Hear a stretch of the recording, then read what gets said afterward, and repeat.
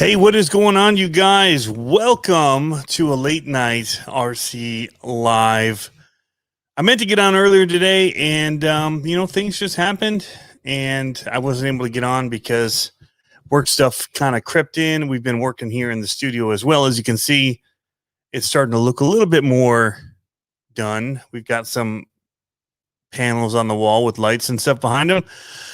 But so there's been some stuff happening in the RC community that I haven't been able to speak into because I haven't been here. And so I thought, hey, let's go ahead and talk about some of that tonight. I've been getting some comments on some of my videos about prices going up and some new RCs that I haven't been paying attention to and things like that. So, in fact, there's one, RC conspiracy, not conspiracy, that I saw over on Aussie RC Playground.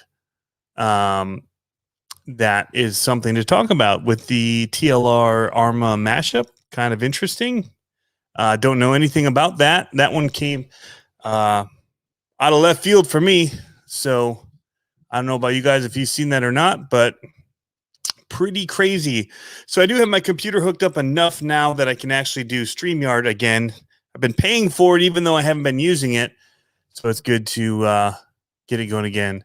But we got Icons RC. How's it going, man? It's been a while. I know you've been doing some awesome stuff.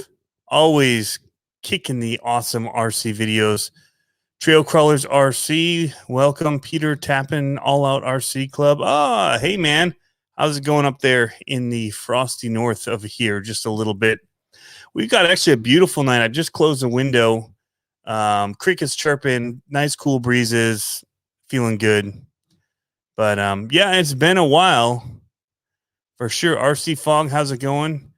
You can see I've got this time not only my Son of a Digger body panel, but I've got the Grave Digger body panel over there outlined in green. So blue,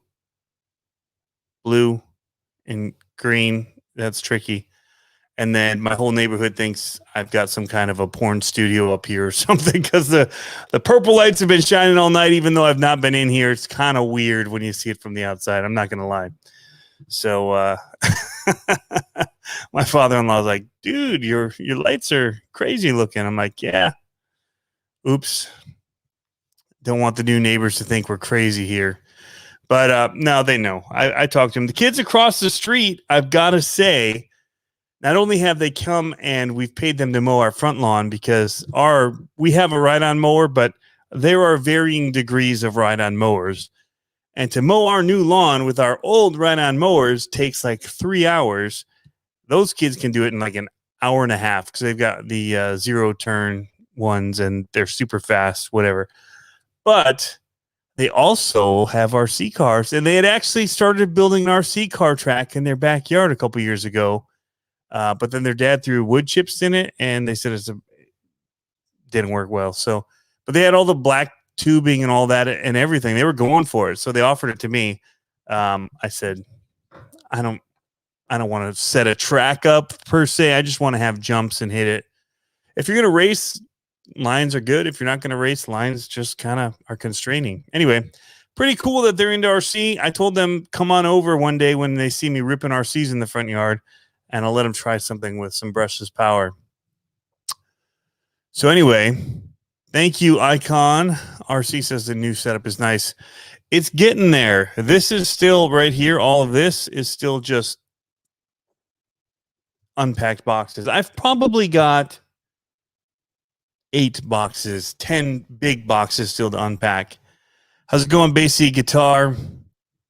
Zach Picture One room looks awesome. It does. It's going to be different to have this kind of as the studio like backdrop now, and also my live stream backdrop.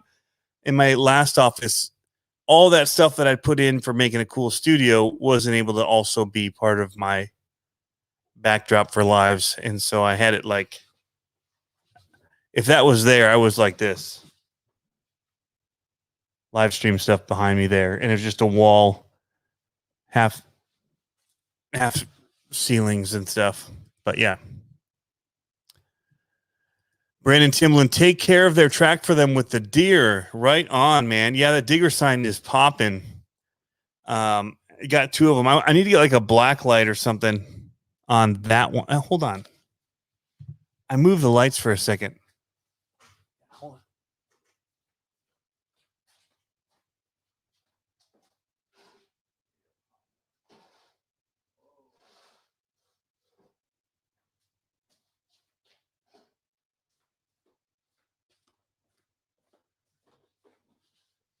Oh, that's better. Now that creepy skull is kind of popping the gravedigger a little better. Yeah, it's pretty massive going back there. It's 25 feet away to the back wall or so. So I'm not sure what I'm going to do with all the space. I think we're going to have a ping pong table actually across here so that the room is also kind of a playroom a little bit. I was going to have a dartboard, but that quickly went away. I have pegboard over there. Big Losi Motorsports Tour. My window air conditioner unit. We do not have central air here. So we got the window unit kicking it. But yeah. The racing community. I like that name. Peter Tappan, how many RCs do you have in total? So I told the kids across the street about 100, but I forgot I sold quite a few. And when I started counting what's up here right now, I think about just over 75. It's hard to judge because I don't actually have everything out yet. And there's some in the garage as well. So yeah. But I meant to go live. I was going to do like some lunchtime live, lunch break live kind of things this week. But honestly, my workload has been crazy with work and then house stuff. And then I was like, you know what? I'm going to start unboxing some of these boxes during my work break because I'm not getting other time to do it because I'm doing all the other projects. Like tonight, I had to drive and find, I just got a steel brush cutter type thing. It's their combi unit and you can change the attachments. But then we just had a new septic system put in. Yay! $7,000 gone because I drove over it with the tractor. So that went in, but now we have to seed it, and it's really hard clay here. And they kind of got it ready for us, but they didn't. Everything's packed. So I had to go buy like a tiller type unit, a mini, what do they call that? A mini, I don't know, but it basically tills the ground off of what's basically like a weed whip type attachment. But got to tear up all the yards so get it chewed up so we can put grass seed down. That kind of fun stuff that you don't plan to do. But I've got actually batteries ready for my infraction down in the garage. With the infraction, I'm ready to rip this driveway and see how it does with this circle driveway. I think there could be some fun here. I don't know. We'll see. But we'll find out. Either I break it or we drift some corners and have a blast with it. I don't know. Either way, it should be a good time. Trail Crawler says, going to a comp on Sunday, going to Summit County Fairgrounds tomorrow for laser show. Cool. And I want to give a big shout out. So the last live stream I did, I went out to look at the truck. The septic guy who just like accosts you when you go out there accosted me. So in the middle of that, I'm trying to do this live stream. I've got a huge rig with my phone and all that on. I'm talking to my phone and he comes up like I'm not doing squat and just starts talking at me. Plus, I think I lost my internet here. I don't know, but I lost connection and I was going to bring it back. And then I just couldn't because he just was talking. So I'm sorry to Earl Moorhead, who I really wanted to say thank you to. For the donation in the last live stream. He gave a one of the little super chats, and I was going out to show my new truck, and I couldn't because of everything that went on. And then we ended up on a boat with the neighbor and the kids, and they did tubing and a whole bunch of fun stuff. Our new neighbor is awesome, by the way. So that's cool. He's got a young daughter, 16, I think she is. She's in high school. So she's older than my boys, but she's very sweet. She's in the band. And anyway, they've been inviting us to go out when they go out on their pontoon boat to head down to about 3 miles down is an old rock quarry that's now like they call it the I don't know, it's like the quarry something. It's like a lake, 2 mile long lake in there. And you just have fun and there's sand all along the edges and rope swings and just it's better than being on the river. It's like a lake. So everybody goes there. Anyway, so we ended up on that boat out of the blue. He's just been inviting us. They've been super cool. So we say, let's go for it. Aerator. It's not an aerator. It's their what is it called? It's a steel. Say it's like a BMKF. A mini cultivator. It is. It's the BFKM. I was off. I did BMKF, but the BFKM is their mini cultivator. And so that's what I got to just kind of the area where they dug up the yard. We're going to just kind of cultivate it and then put grass seed down. Anyway, it's been nuts here. We've also ripped out a bunch of bushes in the front yard because we realized that when you look at the house from the street, all you saw was roof. Because we're like, do we get the house painted? Do we not? What do we do? I'm like, what's the point? All you see is the roof. Just buy a new roof. Why would I spend money on paint? Well, so that then changed it to, well, let's get rid of all those bushes that are going all the way to the roof line of the porch. And so all that's been coming out. Now I've been having to dig it all out with the tractor. It's been nuts. So I'm getting RC time in around that stuff, but yeah. Hey, Earl's in here, man. Welcome. But yeah, so I wanted to show the new truck. It's a F250 Super Duty gasser. It's their XLT package, but it's got some upgrades like the moonroof trailer package. It's ready to have a fifth wheel attachment.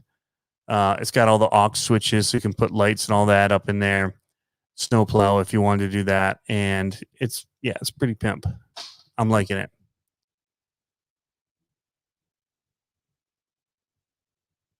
Also, I'll be going next week on Thursday. I'm heading down to Illinois for RC Fest by Horizon Hobby at Eli Field. So if any of you guys are going to be there, definitely look for me. I plan to be racing monster trucks. So that's going to be happening. But I'm also going to try and hit the crawler courses in the Bash area. I'm going to bring a bunch of stuff, load up the truck, head on down. So didn't get to show the truck in the live, but you could check it out in person at Horizon RC Fest if you want. Come on down, Earl. You got to get there. And then the next week we'll be heading to the Great Lakes Gauntlet is on the plan. And hopefully if I can swing it and get my wife to approve it, I want to go down to the Digger's Dungeon, or not Digger's Dungeon. Boom, faux pas there. The Bigfoot event that Trigger King is doing on the 25th. So it'd be 3 weekends in a row of RC. That's going to be hard pass probably with the wife, but we're going to try it.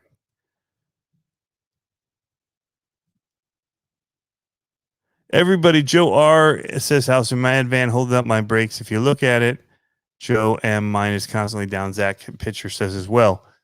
I'll post those so you guys can see it if you're not watching the chat. Mine, the brushless one I haven't driven since Digger's Dungeon. I had to pack everything in boxes. It's sitting on the shelf right over my shoulder here. Right there and then there. That's the brushless one. That's the brushed. Both of them have done well for me. The only thing that I've broken on it, and I actually haven't broken anything, is I've had the front dog bone pop out and have to take off the wheel and reset it in and all that. But that's all I've ever had go wrong with it.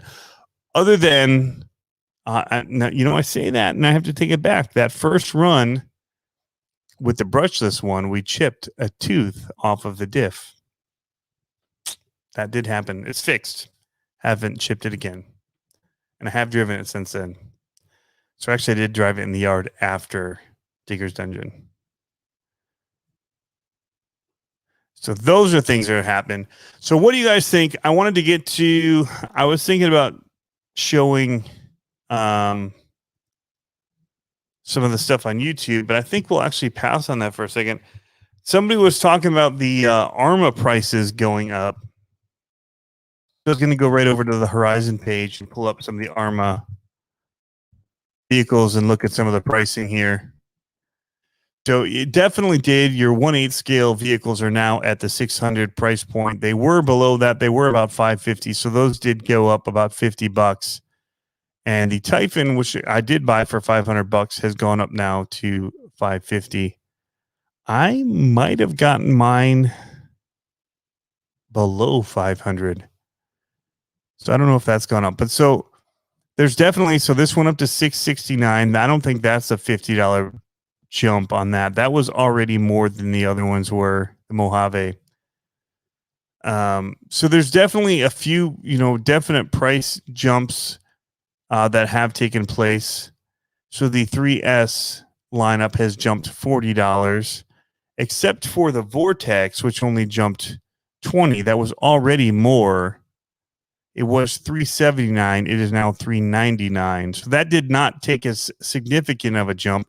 However, it puts it about $30 more. It actually makes it more enticing, I think, in some ways for me, because the nicer radio and some of the things that it has, at that little jump, $30 more than a Big Rock, that's a little more enticing for me in this new pricing scheme.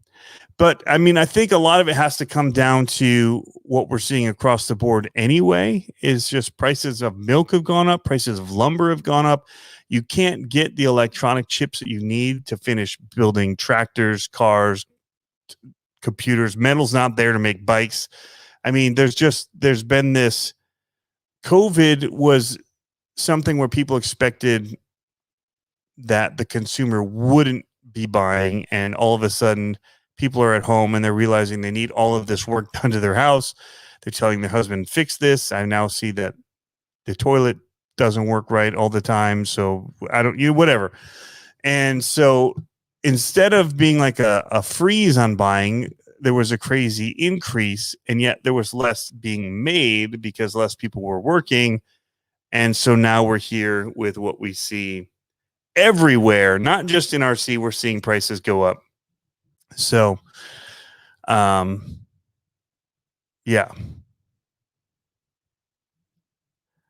The Big Rock from Hobbytown was $320. Now it's $3. Okay, so $40 more.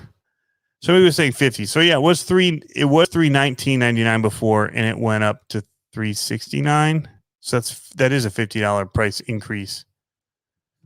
I thought they were $329 when they came back out before all this. Let's see. However, they are still less than a lot of the competition was with their four-wheel drive vehicles and brushless. So I think that ARMA especially, probably the margins were already tighter than others because they were trying to compete in the market. And in order to still make some money, they had to change that because they were probably going to start losing money on sales.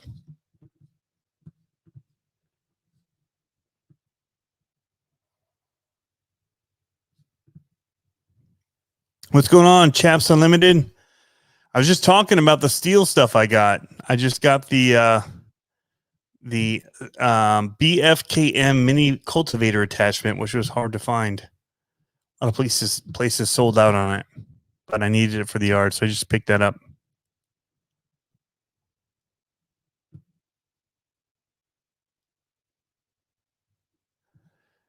So yeah. Earl says, I tried calling Horizon Hobby, but at 12, it said they met their quotation for calls for the day. What? They got a quota for calls for the day?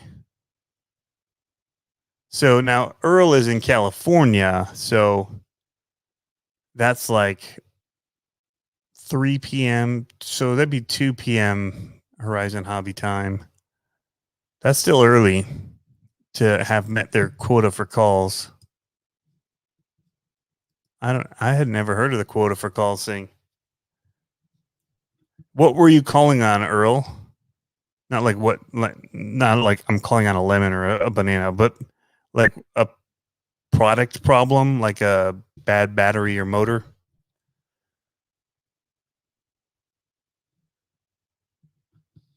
So Nate Dogg says just bought a big rock from Hobbytown for 370.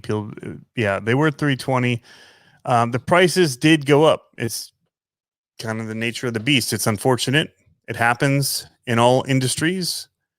Buying a 2x4 right now is sad. Any suggestions on the big rock? I say put 3S batteries in it and run it, man. See how you like it and adjust from there. You may want to tune the shocks a little bit. Depends how big you're going to go with it. I loved it how it was, so mine's still completely bone stock. Earl, I'm sure Moorhead has done some upgrades to his. He's always tweaking his stuff and making it work better. Oh, you had a purchase that was missing? Well, that sucks. Zach Pitcher says you can still chat email, but phones have gotten cut back. So part of it, so not only are prices going up on things, but it's so hard to find anybody that wants to work right now because people have they've gotten used to being paid to stay at home. So they've had more money in their pockets for doing nothing and spending. And now we're hitting that wall where it's like, oh, well, now the prices on things are going up. So it's a really interesting time to be alive. That's for sure. Yeah, Nate Dogg, just bash it, man. I tried to beat the crap out of the one thing that you want to do, if you want to take the time to do it, is the screw that goes into the drive shaft. If you take your drive shafts apart, that thing can come out. So you want to Loctite that in there. Otherwise, you'll be driving and your wheel will come off. You think you broke something, but literally just a screw backed off inside that holds on the hub piece or whatever. But yeah, Loctite that bad boy. Joe R, what shock oil would you use on the big rock? Small jumps, nothing crazy. I typically start at 30 weight, 30 to 40 weight. But most of like my monster trucks bashers get 30 weight in them.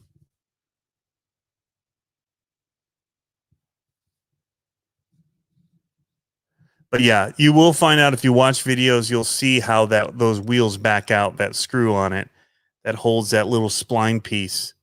It doesn't break. It just means that at some point you got to go in and fix it. So if you go ahead and do it ahead of time, you're in front of the game. Don't listen to Mike Messman. Gorilla Glue does not work well. It works well. It holds things in place for a time. But if you ever need to get it out, that may be problematic. Yes, the bottom shock caps, they can pull out. It's not a threaded shock end, and it's kind of like a groove thing that kind of they force in. And then if you really overextend, it can pop out. So you'll want to watch that. But you can also just push them back together if you don't lose pieces. But yeah, Bird.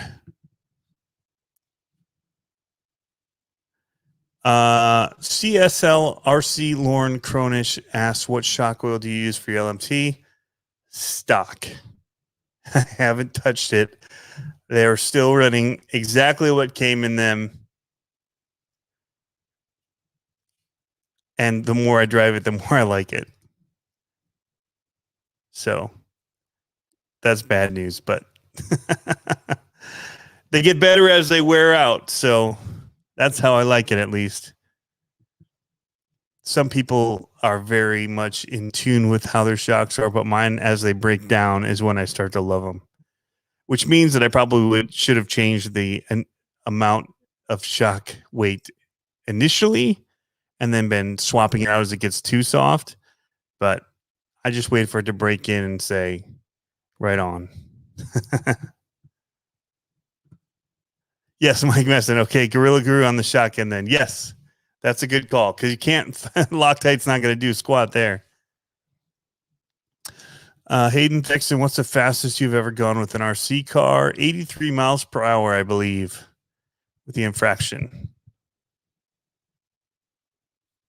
What's going on, Zach? Zach Soares is here. So yeah, so we've got those events coming up. I've got several monster trucks I should try to build before Horizon RC Fest, but I don't think that's going to happen. My Pro Cs are ready to go. I have 2 LMTs that are kind of ready to go, and I've got my destroyed POS SUD that is always ready for a good time. That's ready to go. So yeah. We've got some stuff to take down. I've been thinking maybe I'll take the Bari build to RC Fest, but I'm not sure. I don't know if I'll take the Raminator because 1, it's at my mom's house. I don't know if I'll be able to get there before I go to RC Fest. And 2, yeah, I don't know where I'll store it when I do go. That is not a bring it into your hotel room kind of a truck. And I don't have a lockable cover for my truck yet. Zach Pitcher, still haven't driven an LMT. Looking forward to trying one next week. Where are you going to try it next week, Zach? At Horizon RC Fest? Are you planning to drive mine?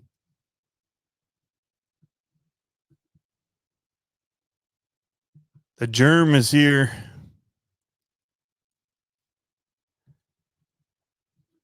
Mike, I'm glad that you enjoy the channel. I try to keep it fun. Sometimes it's kind of boring stuff. That's just what it is, but try to keep new things coming. I did want to clear up the last live. I kind of was questioning Losi in the email that I received about their new DBXLE 2.0. And that wasn't trying to be a slight on them in any way.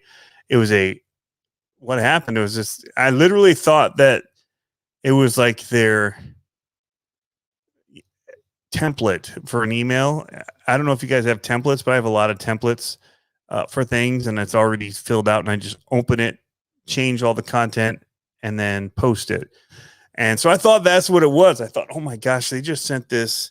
This car came out like November 2019, and they just sent a new release email in 2021, almost November, almost 2 years from the original one. They did mean to send it. I did reach out to somebody there.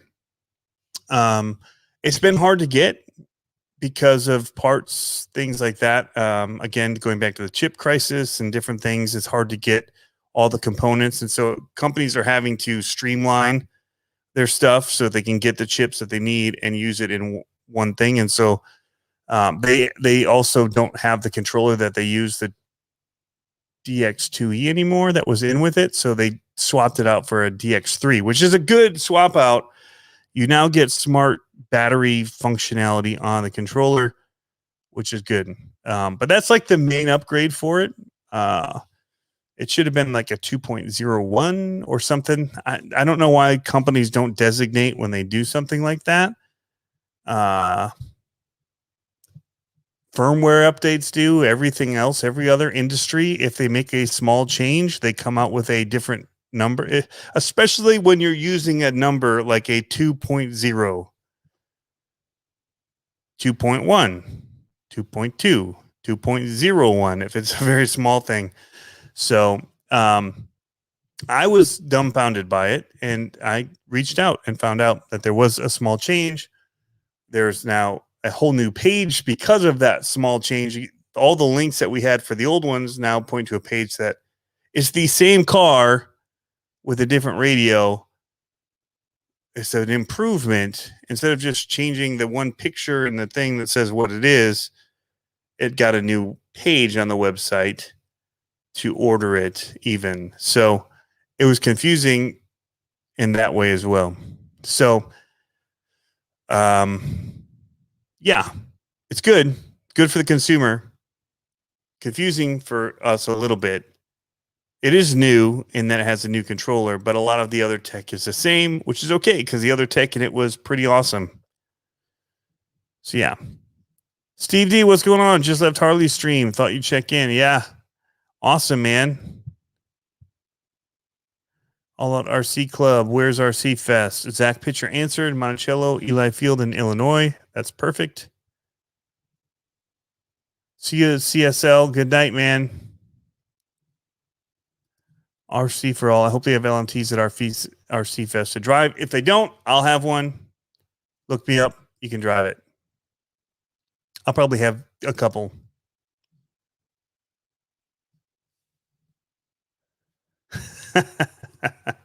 Damien.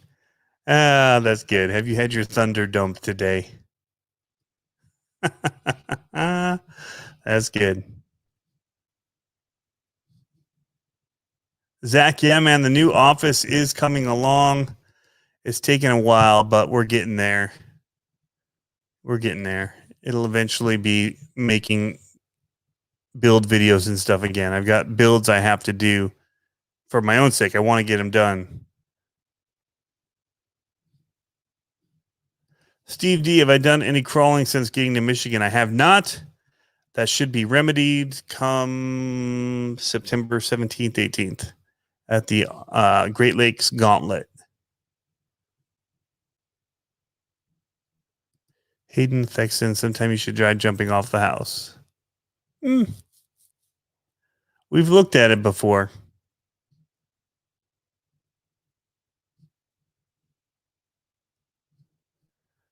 Zach, seems like all the RC people have a hard time naming rigs. Yeah, I get that.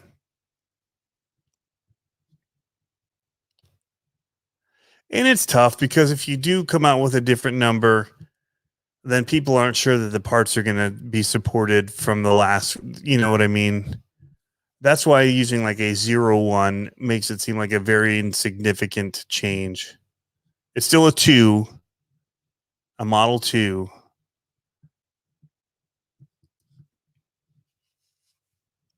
And so all of the main parts that you would change, diffs, all that, are still part of that 2 lineup. The 01 would be for like a little electronic thing, which you don't have to keep the same electronics with it going forward. You can always change it, but you still have to use the A-arms and different things that are the right lengths for the car, unless you're going to go kind of Frankenstein with it. Cody Vandenberg, can I jump the house now? Nope.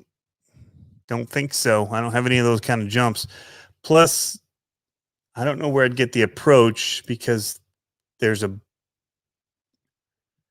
pretty significant bump in the front yard where there's a plant, like a garden thing in the middle of the circle drive.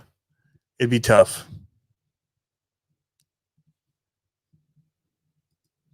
How you liking being back, Captain Flannel, in the Midwest? Ask you again here once winter hits. So here's the thing. You'll notice that I hardly did squat from RC after the No Limit RC World Finals. That's not because I was only because I was busy. It's because it was too hot to do anything. So while it may be too cold in winter, the same can be said for Virginia. And what I tell people is I can put on more clothes, but at a certain point I get arrested if I take off too many. And there were many days in Virginia where I felt like I was wearing too many clothes for how hot it was.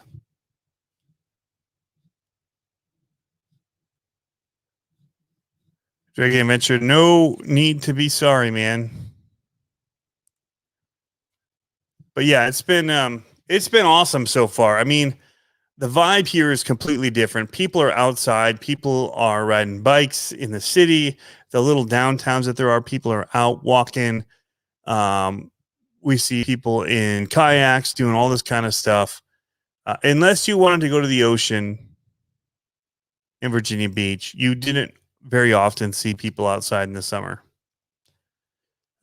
You walked from your car AC to a building that has AC, unless you are a crazy runner person, in which case you still jog in the extreme heat and post about it all over Facebook.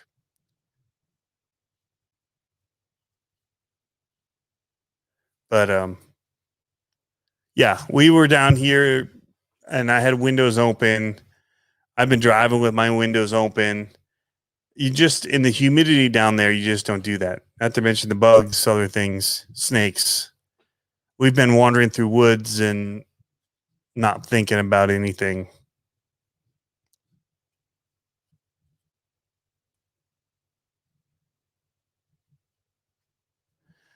Dana Surratt, hey Tony, good to see you getting set up again. Yeah, we're getting there.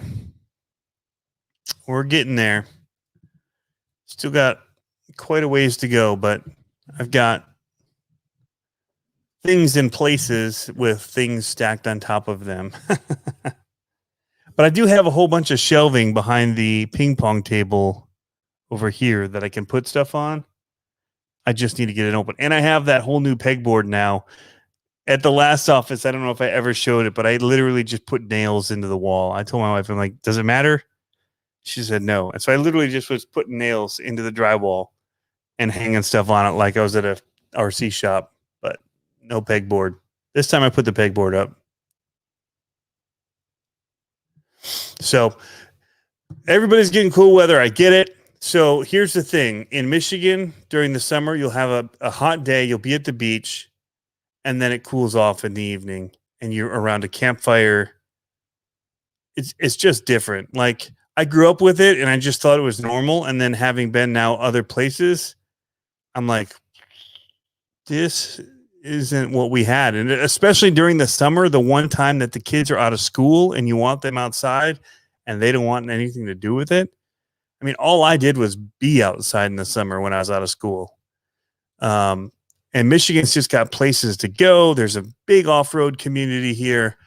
If you guys watch any of it, you can see if you're not doing it in the summer, the second you cross the border into Michigan, you see power sports signs, and they show boats, snowmobiles, four-wheelers, dirt bikes, and then like UTVs. There's sand dunes. There's lakes everywhere. It's hard to explain. It's a really beautiful state. I'm biased because I grew up here. But there's just a lot going on here. The roads suck, but politics, depending on where you lean, may or may not be sucky to you as well. But I just prefer that. I would rather have summer be nice than winter be nice. And in Virginia, fall, winter, spring was nice. And in Michigan, the beginning of spring sucks because it still feels like winter. You don't know. One day it's warm, the next day it's snowing again. But once you hit summer here, it's pretty amazing. So the biggest fear that I had, which Chaps is talking about here, the one thing that we didn't have in Virginia was I never had to replace a muffler. I just thought that those things went like they had a lifespan. Then you were trying to like put piping over them to get and like clamping them and stuff to keep them, using metal coat hangers that keep it from dragging on the ground. That was normal. That is not the case. They do go bad, just not down south. However, they don't use salt like they used to. It's different. I'm seeing a bunch of rusted out trucks, and it's the reason I got a Ford F-250 is they have aluminum bodies. So I shouldn't see all that rust out on it. I'm going to try and keep up with the undercoating on it, try and keep up with rust reformer and repainting stuff and try and keep it nice. So yeah, that's my goal, chaps. But yeah, you're right. We'll have to deal with it. All of them die eventually. Just whether it dies looking good or if it dies looking like it was used. There's also, as much as we say that, there are so many cool vintage cars on the roads up here that you just don't see in the South. I mean, you see a few like early or late 90s BMWs and Lexus because people keep those going, but you don't see not like you do up here. So I really like the GMC Sierra, and I was looking at 2500. I just can't do it. I don't want the rusted out quarter panels and different back, the wheel wells and all that. So, but yeah, aluminum bodied.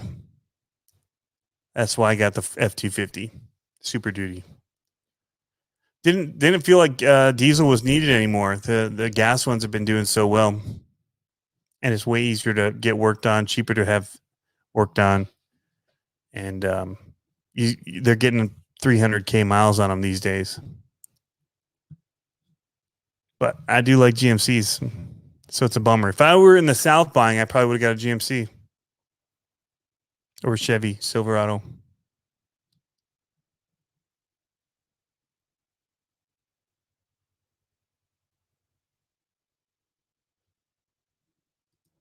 Big fella skateboarding, 44-year-old, first battery pack on the LMT, pulled out shock end, lost a grip screw on the front drive shaft. So that happens. The drive shaft thing can happen on any car if you don't check them. They're not always, I mean, they're assembled by people in China in a big work line. We'd like to think that they're assembled perfectly by RC enthusiasts, and they're not. It's somebody getting paid a very small wage to build them, and they don't always get stickers on straight. They don't always screw the parts in all the way. They may miss a screw sometimes. It's kind of the nature of the beast with the ready to run. So, luckily, that's all that it was.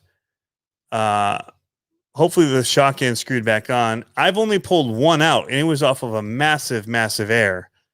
So that's crazy that you already pulled one out. And I've been seeing that a lot, and people are doing it. So I did buy the 100mm hot racing limiting straps for mine. I haven't installed them yet. I haven't needed them, but I have them. And I haven't installed them because I got them right before I moved, and I don't know which box I have it unpacked that they're still in. So Earl Moorhead, Ford Fun, thank you again, man. I need to show you, need to send you a personal picture of that somewhere. I'm really liking it. I don't love the 11 miles to the gallon, but man, it's got some power.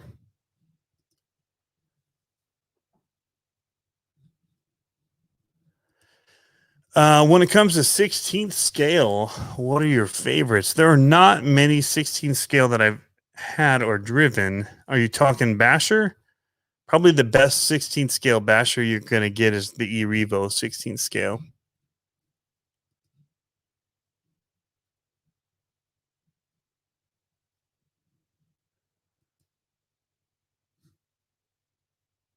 Zach Suarez. LMTs aren't perfect, but they are good compared, so good compared to all the other solid axle MT offering. This is true. For a ready to run, they are way above what you would have gotten with a Red Cat, the RC four-wheel drive, or even the Axial.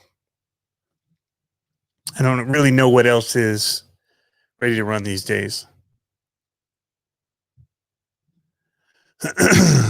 Oh, man. Would I recommend going over the whole truck to make sure all the screws are tight? Of course, I would recommend doing that. Would I honestly myself do it? That's the thing you don't want to answer when you recommend one thing and then you don't do it. Nah, man. I would look over the main things.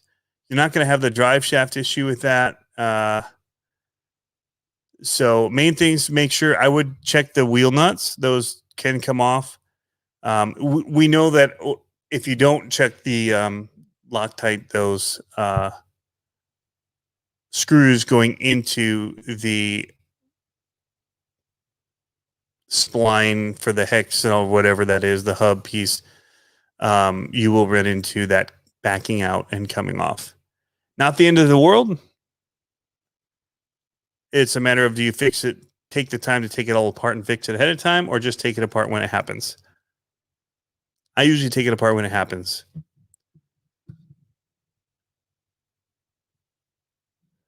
But yes, check the wheel nuts. I've done too many videos where I've had them come off in the first run.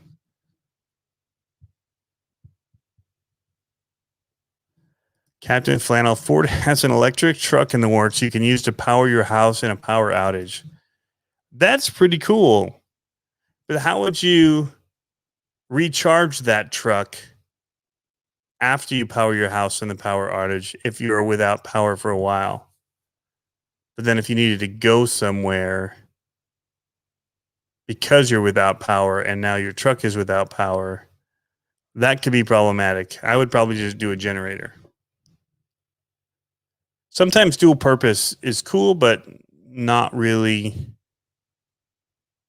functional in the end.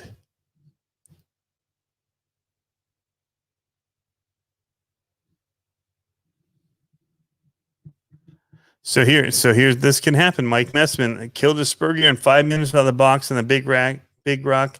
Motor mount screws were too loose from the factory. Ouch. That can happen. And actually, that's very easy to get at. It might be easy enough to check. Captain Flannel, that is not true. They like red Loctite. Red Loctite.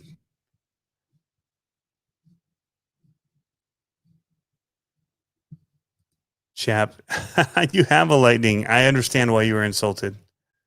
You have the old Lightning.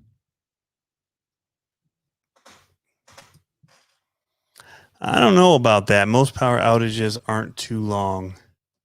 Most of the time we had power outages, we also had gas shortages and other things and lots of issues. So that's the reason I ask, how would you charge your truck then after your house? If you used it to power your house until it ran out as well, then you've got to wait for your main power to come back on to be able to charge the truck again to do whatever else you may need.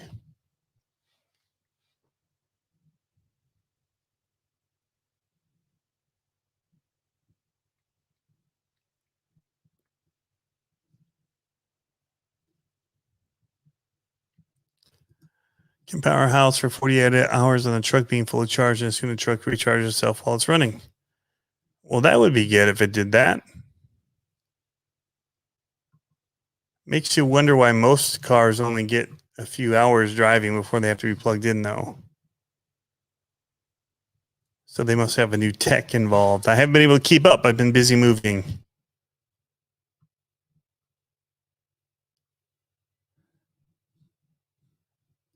It'd be dope for camping, having the truck as a power source.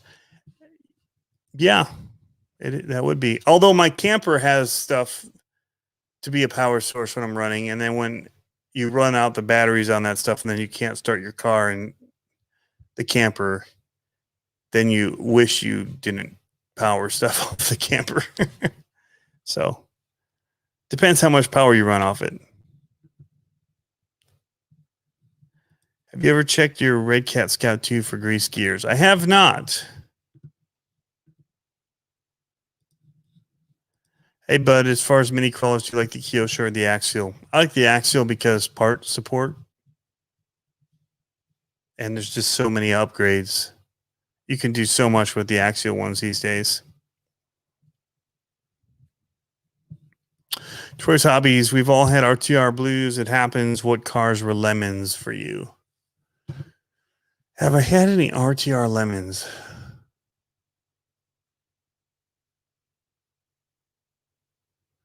The one car that stands out as being just bad from the get-go was the HPI Sport Flux Porsche camo bodied thing. It always veered hard under power. And then it also had this issue with any small, minute thing that you encountered, or even if it saw it 2 miles away, it would lock up the steering. It was bad. It was the worst to drive ever. And I sold it. Other than that, lemon-wise,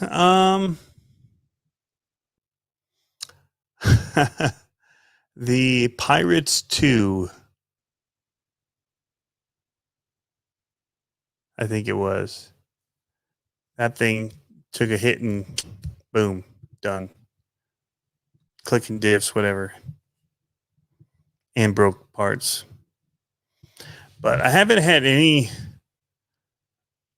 real significant lemon stuff where I was so mad by it. Other than that Millennium Falcon XL drone, that thing was bad all around too from the get go. It couldn't even fly. I don't even know how it made it to market. But most cars, I mean, it'll be a small thing. I haven't had anything completely major go that made it a lemon. See you, Hayden. So, what have you had, Troy's Hobbies, that was a complete lemon for you? And what anybody else? Did you have any complete lemons? The Red Cat Ground Pounder. I mean, it just blew out a spur gear, but that was it. The Brutus, I blew the diff, and I bought metal one, and then I blew the spur gear, and then I finally got it working. But I mean, that's not a lemon. That's two things that went wrong. Bashing a truck, so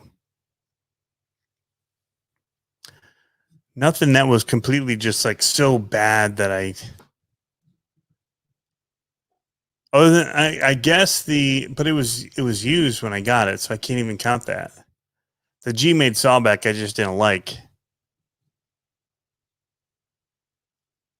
I think every Traxxas Max in a way is a lemon because they should not have the narrow kit on them. I like their Haas a lot.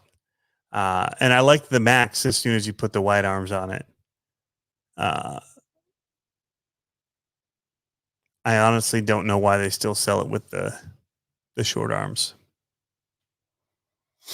That should have been a version 1.01 fix, especially when they knew everybody was complaining about it. And then they came out with the solution, but they never changed the initial design to include that solution. So the LMT came out and people were like, oh, these axles are breaking like crap. So they came out with a stronger axle that they sell, but they don't just keep coming out with building new ones and still putting those original axles in order to sell you the upgrade axle. Do you get what I'm saying? That's what's maddening to me, and the reason I won't buy another Max when people ask me to do more videos on it. I gave mine away to a summer camp for boys, along with my Creighton 4S, both of which I got rid of because honestly, I like driving the big rock better than both as far as handling. But that was, I don't know. I don't dislike Traxxas. I think Traxxas makes a lot of good products. I really loved their X-Max. You know, it was my favorite truck for so long. The TRX4 is an amazing truck. I think Slashes are really good trucks. I have 3 Stampedes. I have several. I wanted the Max to be a mini version of the X-Max. It wasn't. I feel like the Haas is a better mini version of the X-Max as far as handling goes, honestly. There's something about the Max that just makes me mad. Like, and I don't take it across the company as a whole. It's just that one product and that, like, why not get it right? Like, you've got time. You've realized it's a problem. You've made a solution. Just make it a better truck for people out of the box. But yeah.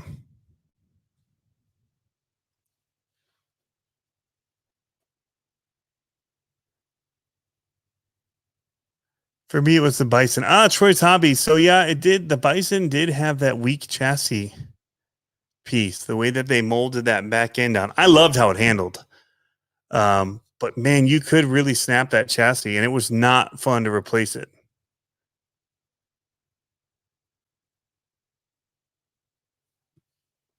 See, now I got people all upset. I'm just speaking my truth. It doesn't have to be your truth.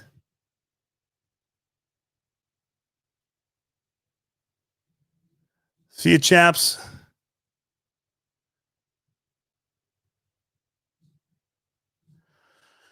You put Pro Line Destroyer wheels on my SND10 and servos keep breaking. Do I need to go to a brushless servo? I think you need to check your servo saver and make sure that you have those Destroyer wheels are big and heavy. And if you don't have a good servo saver or a strong enough servo, Coyote RC, you will keep breaking servos. The weight of those tires puts a lot of stress on a servo.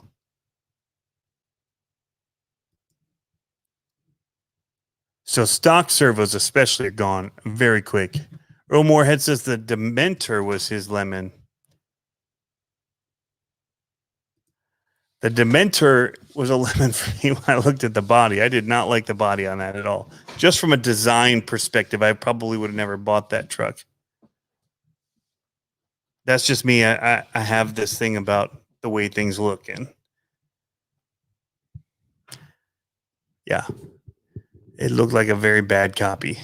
Very bad. It looked like the zombie threw up on an Arma.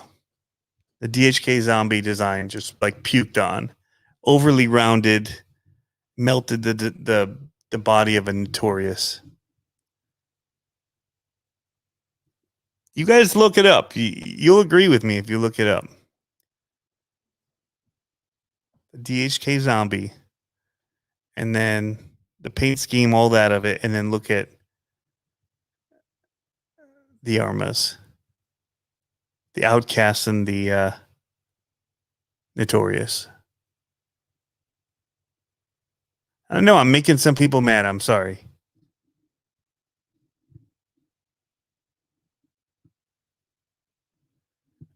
Tina and Diecast Reviews. Go to bed, he says. I just got off work here in VA. Ouch. Where's the Arma 4S trucks? I don't know, man. I don't know where the Arma 4S trucks are. And Voss is over there. RZ Playground. Aussie RC Playground's over there talking about some TLR Aussie. Now, TLR Arma Typhon stash truck of some kind. I don't know if you've seen that.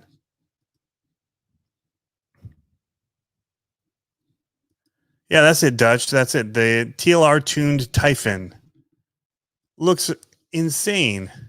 However, the purple and pink colors, I guess it's the Vortex-ish color scheme, but my favorite Arma stuff is the red, black, gray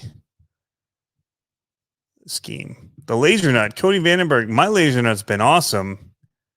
Other than I did blow the servo recently. Josh Rhodes, digging the new studio. Thanks, man. Finally got my digger body panel up somewhere. It was too big to go in the other house. I know I've been seeing rumors of it too. I think I first saw it from Ruby Doobie on Instagram, and I thought it was just a custom body he had painted. And then I saw Voss post it, and I'm like, what? So yeah, I haven't seen anything on it. I've been so out of the loop. RC Send and Blast. I'm not too tired. You can watch my Max videos.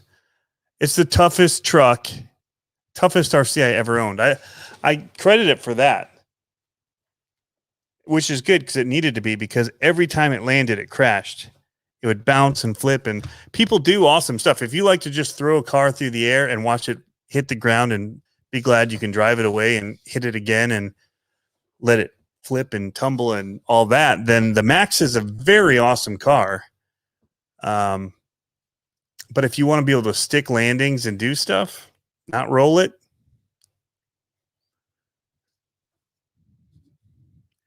you have to have the perfect conditions to drive it in.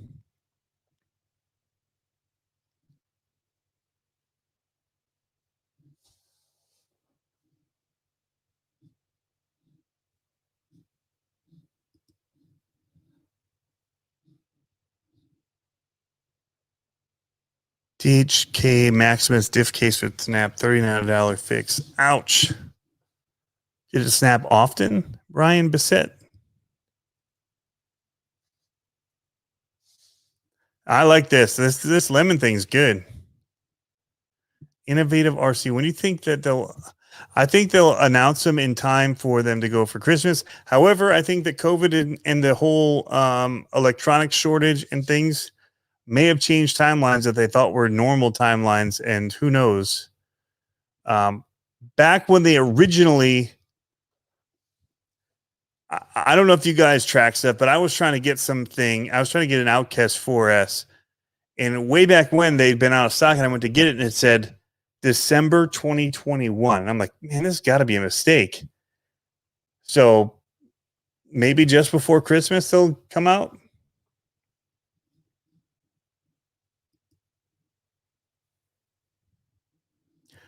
Bro Moorhead says RC Sand and Black's Max needs axle wide kit and armor backflip tires.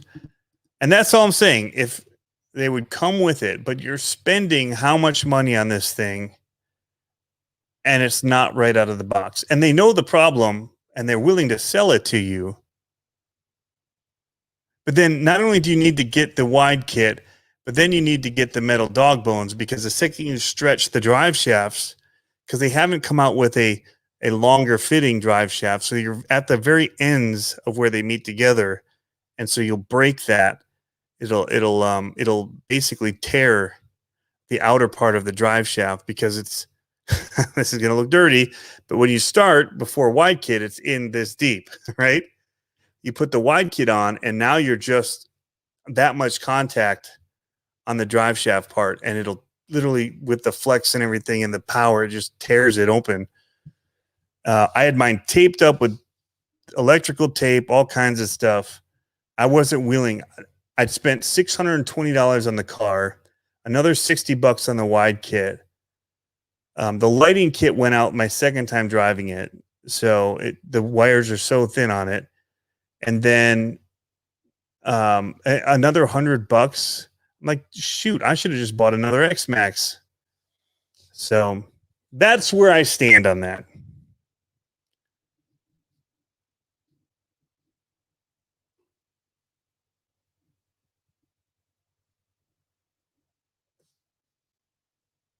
They make a wide kit axle now. Oh, they do make a wide kit axle. Okay, well, that's good. But it should come on the car with the wide kit from the get-go. Because it's not drivable out of the box. Unless you're in sand or something where it won't roll. It'll just slide. That's one of those things where that part was so ready when it wasn't a month after and that wide kit came out, and you're like, they knew they had a problem.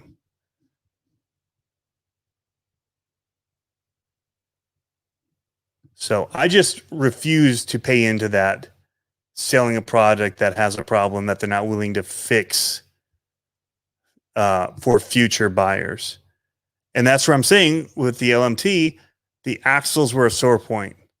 They addressed the issue. They made it available to buy for the people that got it. And actually, they sent them to people that broke the original axles. They sent them the upgraded ones, and they swapped out the original part on the trucks in the box on the second shipment of them out of the factories. They didn't keep sending the one that was inadequate. That's my problem. But I didn't think there were problems with the Haas. I didn't think there were problems with the Stampede. I didn't think there were problems with a lot of their cars. The original X-Max, they did fix the ESCs that were catching fire. And they did hold it, and then they sent it. Like mine, I had pre-ordered, and when it came, it had the fix because they'd stopped sending them. And that, in my mind, is the way to do it. And then they stopped selling that original X-Max because people complained about the power not being enough for it. And so what did they do? Instead of a 6S, they made it 8S. They fixed a problem that people complained about, and now that's all they sell. That's what they should do with the Max. So anyway, I don't want to belabor it. I don't have overarching issues with Traxxas. I've bought other Traxxas products since the Max. I bought the Haas. I bought a drag car that I converted. It's not theirs. I'd already bought a Bandit and converted it to a drag slash, basically. And I bought other products from them. So it's not, I don't have anything against them company wise. I have issue with that one truck and not fixing it. And I wish I could get over it because I do see some fun that people are having with them and I'd like to get into it. But knowing that to get into that fun, I'd have to be $800 in, $750 in for a little 10 scale monster 4-wheel drive monster truck. Nah. No, thank you. And people are complaining about a $50 price increase on a Big Rock. All right. Any other questions? You're getting the real deal, the raw on. What am I looking forward to? I'm looking forward to Horizon RC Fest. I'm looking forward to the Great Lakes Gauntlet. I'm looking forward to being around people, you know, and that's what I like about RC. I'm looking forward to getting some more time crawling.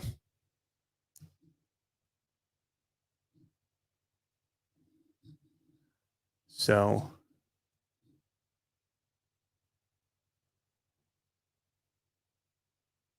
see you, Rizzy, 643. Rizzy. Sorry, I didn't see your things before. Saw you're out. Prices are raising on the new line of RC cars coming out. Yeah, I think that's across the board. Rizzy, I'm seeing your question now. Matthias RC, what's going on?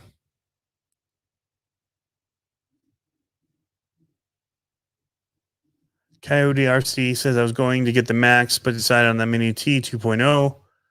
Thing is awesome. Quick and backflips. So did you get the brushless version then? Sounds like. Steering arms can pop off easy after big jumps. That is true. Rizzy 643, the Mojave is a good one. I did mention that. You're right. The Mojave is pretty awesome.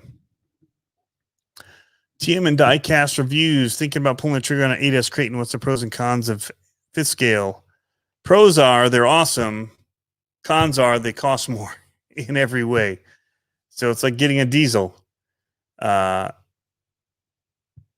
Just the price, the entry price is higher, and then all the replacement stuff is higher on a fifth scale because it's just bigger. And then also you don't necessarily always have places to run them because not everything is built to handle fifth scale. But yeah. RC Cinema, the Max is the toughest out of the box. I'd love to hear your thoughts on why it's not your cup of tea. Toughest out of the box. Hands down.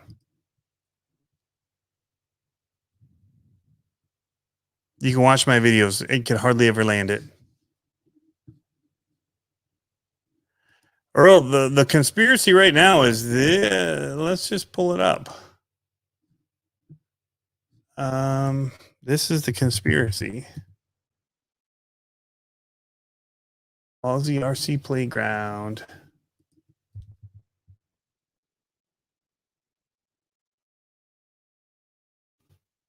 Right here.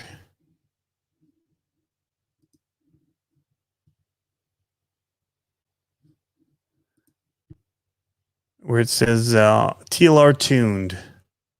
I don't know if this is somebody's personal one that they just did.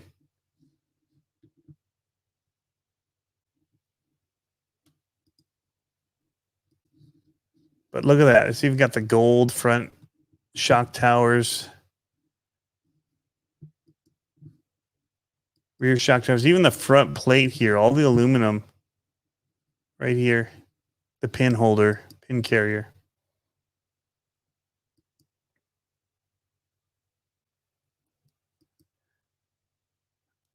I kind of questioned, you know, some of it if it was real or not, and then this is kind of what really got me is this plate here with the TLR tune going under and the Arma. Interesting.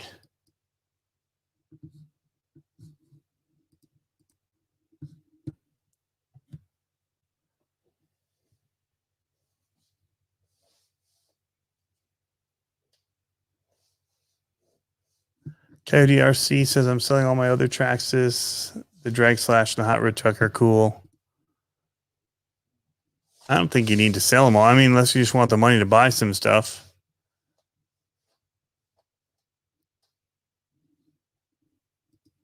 RC64 Rizzle says it's upgrading the SCX10. What are you going to upgrade it with?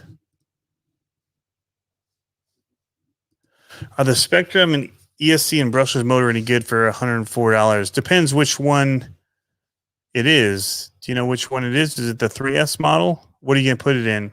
I run a lot of the Spectrum stuff. Like, I think the LMT motor and ESC are awesome. Cody Vandenberg, not going to make it to RC Fest. I'll be watching videos of it. All right. Oh, you already answered, Mike. Sorry. 3200 kV, 85 amp. So basically, like the ones that you get in the 3S lineup, those are pretty good. So you guys hadn't seen this stuff from Aussie RC Playground? I saw it on RC Dube Instagram. See if I can see. That's where I saw it the first time. RC.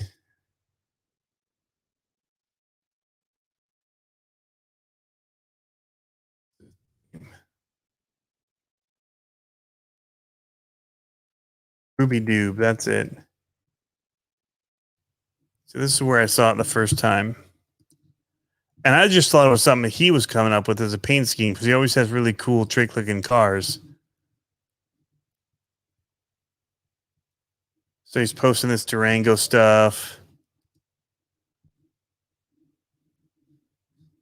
Then the Typhon, TLR tuned. And I guess because Team Durango had, race stuff and Durango or what. So I don't know if it's because they're getting into like racing or a ready to run race truck car. He posted this and then this. And I just thought he had a cool new body.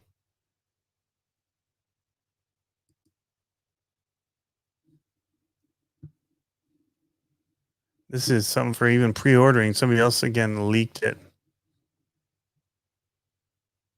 Be in stock September 17th.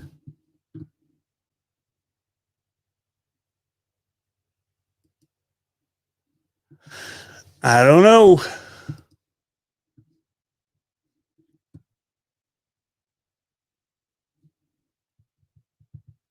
Yeah, I mean, Mike. So here's the thing. I have multiple of that car. I did have one of the motors burn up. So you'll have to watch. Certain other people have had bearings and stuff go on that motor. I haven't had that issue other than the one that I burned up with heat issues. And I think it was the bearings that probably were the catastrophic failure I ended up having in there. But yeah, for the most part, I've had really great luck with the Spectrum stuff.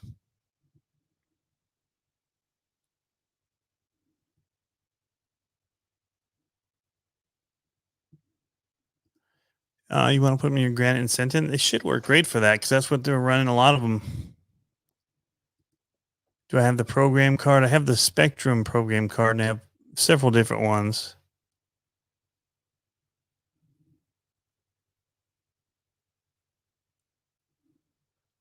Thank you, RC Sen and Blast. You're like 32. So I'm glad I didn't make you unlike me for my comments before. I'm not trying to be negative about it. Innovative RC, what cameras do you use now? Right now, I'm using just a Logitech web camera. Typically for these, I would use a Fujifilm X-H1 DSLR camera for my live stream camera, but my studio cameras I'll use back there are Panasonic GH5. And then usually if I'm out bashing or whatever, I'm either using my phone or a GoPro. Usually a phone because I have it and I can post to Instagram and stuff easy. Thomas Downey Jr. just got done oval track racing. It was fun. It is fun, surprisingly fun. Looked like the diff covers had Arma molding, not TLR.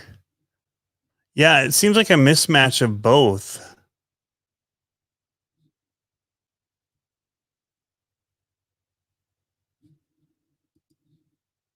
I would like to see the SCX-10 3 early Bronco kit.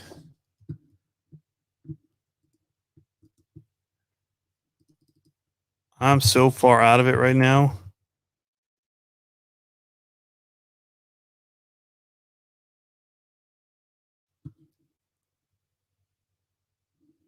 I haven't seen anything on that. For sale August 27th, 2021. Oh, I have seen this. Yes, I saw this over on Scale Builders and on RC Driver. And then Operation 11 Charlie down at the Axial Fest, West Coast. This is a sweet looking truck. They've definitely stepped it up with some of the body work here and making a full interior and stuff for people to have drivers again. Very cool. Sold out already.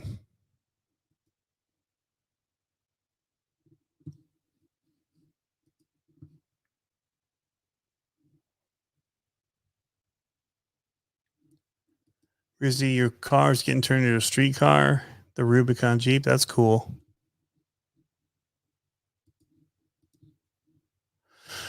Yeah. That is sharp. What did you guys think of the RC four-wheel drive Toyota that they just had? The extended wheelbase one.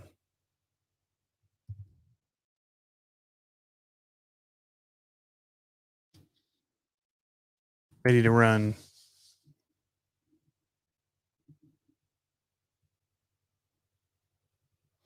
I still would be interested in a Bully 2. I don't know why, but it intrigues me. This is their sales stuff. Oh, I ended up on Tower Hobbies.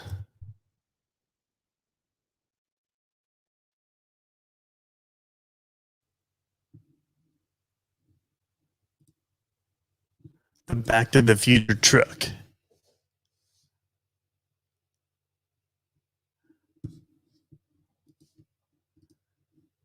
Anybody planning on getting that?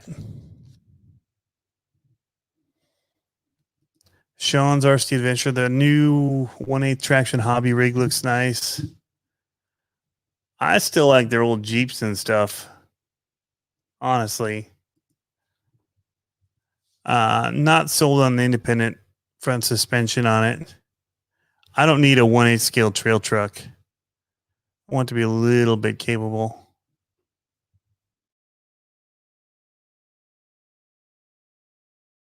I'll pull up here.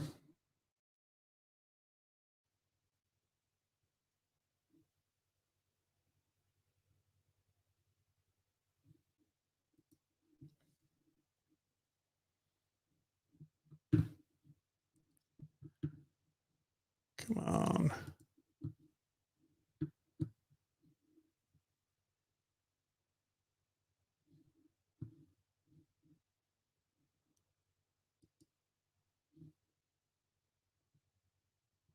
I don't think this is the one. Or is it? No, it doesn't look IFS. And it's not a funky Bronco-ish whatever body. That Chinese car body.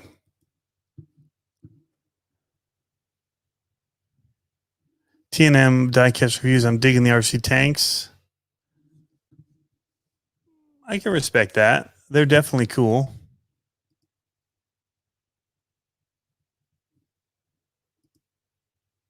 Chainsaw has an original V1 Bully 2.2. What do you think of it? Connor, Craig, what about the Element one? The new Element, the Night Runner? The Element Night Runner. It looks really cool. I was watching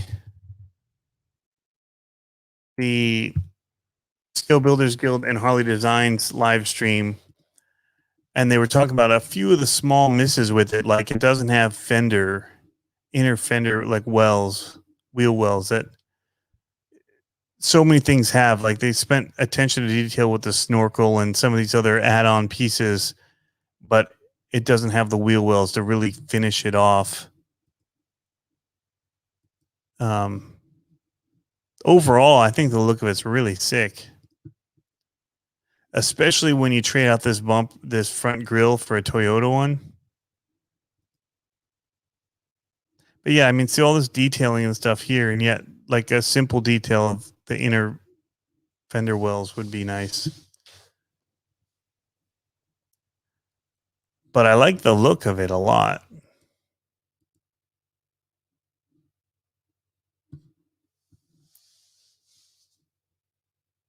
But I don't own any Element stuff.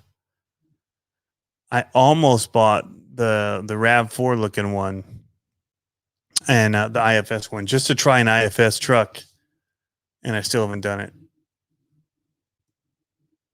Things got crazy with the whole move and everything. Kind of Greg, that's a quick fix, right? Yeah, if you're a 3D printer person, it looks like Night Customs is already working on inner fenders for it. So the funny thing was they were talking about what they do to it. They said they'd strip some of all this other stuff and they do the inner fenders. I said, so you get rid of all the Night Custom stuff off of the Night Runner by Element in order for having those fender things, which is interesting. That's what makes this unique, is the parts that are designed by James Knight.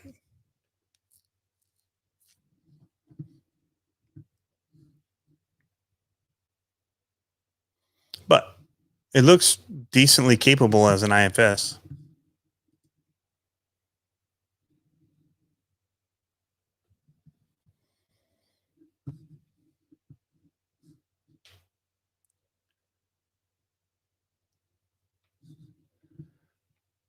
But don't go by what I say. Go by people that have it and have driven it.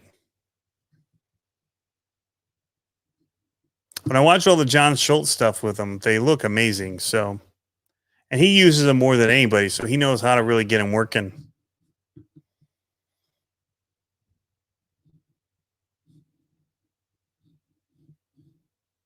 How's it going, RC time?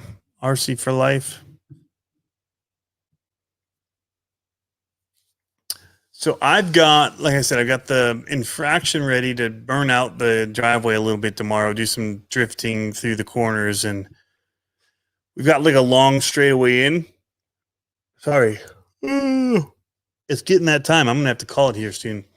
We've just been working like crazy. Driveway in, and then hopefully can just slide the corner, use the brake, come around that circle drive, get down the next straightaway, and then kind of rip that corner around, see how it goes. But yeah. Are the stone guards for the 8S Creighton a must-have? They're an inexpensive should-have. I ran mine without them, and then I sold it. I had them, I bought them, and I never installed them. And when I sold it, I gave them to the person I sold it to.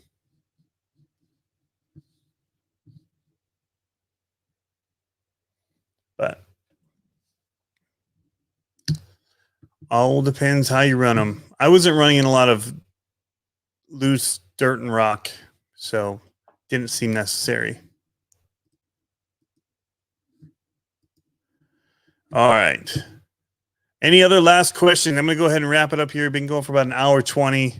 This was just a quick late night since I didn't get one in earlier, and my last one that I did kind of ended abruptly when I stepped outside to go to the truck.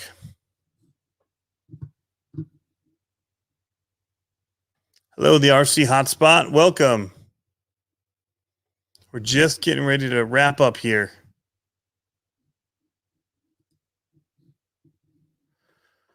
Thanks for tuning in, Jay's RC Expedition. We'll be doing more of these now that we're set up again. And as we get even more set up, we'll get it a little bit more. Probably try and schedule it more like we used to.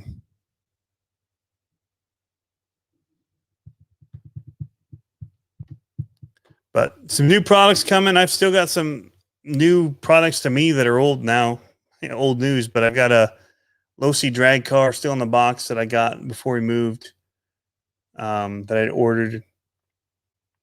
So I'm looking forward to testing that out somewhere. But I'm just need to find where people are doing some drag racing here. I've ordered the here we'll show you what it is. I was hoping that it would help out when we get here. The Lifetime RC Drag Racing. Not Lifetime. This pre-ordered their Lifetime drag racing system a while back, hoping that they'll come out soon. And I'll probably have to put in a phone call and find out, because I might have to just look into other companies, because it's been a while and nothing's been moving on it. But was hoping to do monster truck racing or drag racing or something with it. But and Lifetime, I mean, they do the big stuff, so I was excited about that. All the Milapse transponders and stuff like that we use a lot of in racing. And then they were going to do this drag racing system, and they've got all the different stuff for motocross, cars, motorcycles, karting. They're like a big name in all this race stuff. So hopefully it'll come out.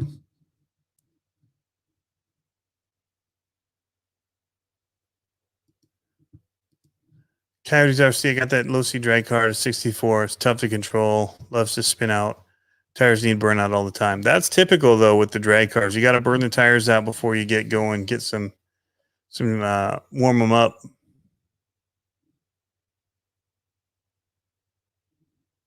Last one, good body for the Big Rock. I bought the Big Rock for the body it has on it, honestly. So I don't know what else fits on it. I didn't plan to ever change it from that blacked out cool look. Anyway, guys, we're going to wrap up here. Thanks for tuning in, as always.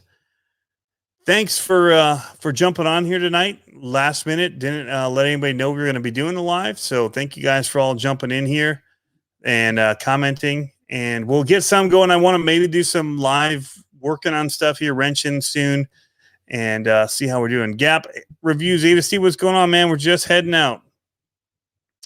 But yeah, RC sending blasters, right? Buy a basher body. Yeah, I just got to make sure it'll fit. But yeah, should be good. So we'll catch you all later.